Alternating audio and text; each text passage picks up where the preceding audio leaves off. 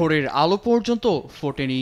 এমন সময় কিয়েভের আকাশসীমায় ব্যালিস্টিক ক্ষেপণাস্ত্র আর ড্রোনের উপস্থিতি টের পেয়ে বাজতে শুরু করে সাইরেন। কানে আসে বিস্ফোরণের বিকট শব্দ।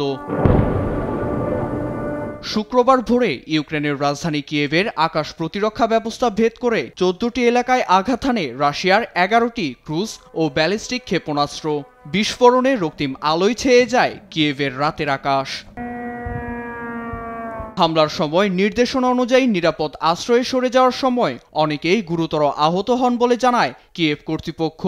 এদিকে শহর জুড়ে ছড়িয়ে পড়া আগুন নেভাতে ও সাধারণ মানুষের নিরাপত্তা নিশ্চিত করতে তাৎক্ষণিক অভিযান চালায় কিয়েভ দমকল বাহিনী। ইউক্রেনের প্রতিরক্ষা মন্ত্রীর অভিযোগ, দিন দিন বেসামরিক স্থাপনায় হামলার তীব্রতা বাড়াচ্ছে মস্কো। কিয়েভকে লক্ষ্য করে জুন মাস থেকে এখন পর্যন্ত 330টি ক্ষেপণাস্ত্র, 80টি ব্যালিস্টিক ক্ষেপণাস্ত্র ও 5000 ড্রোন ও স্বয়ংক্রিয় বোমা ছোড়া হয় বলে জানান তিনি।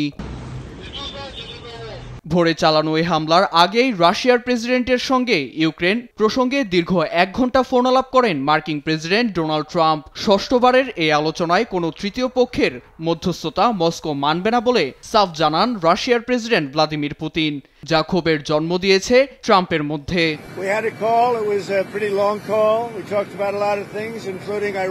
দীর্ঘ সময় কথা হয়েছে, ইউক্রেন প্রসঙ্গকেও প্রাধান্য দিয়েছি, কিন্তু আলোচনায় আমি অসন্তুষ্ট, কোনো ধরনের অগ্রগতি নেই। পুতিনের সঙ্গে আলোচনার বিষয়ে মেরিল্যান্ডের সাংবাদিকরা প্রশ্ন করলেও চটে যান ট্রাম্প। বাইডেনের শুরু করা যুদ্ধে ফেঁসে গেছেন বলেও মন্তব্য করেন তিনি।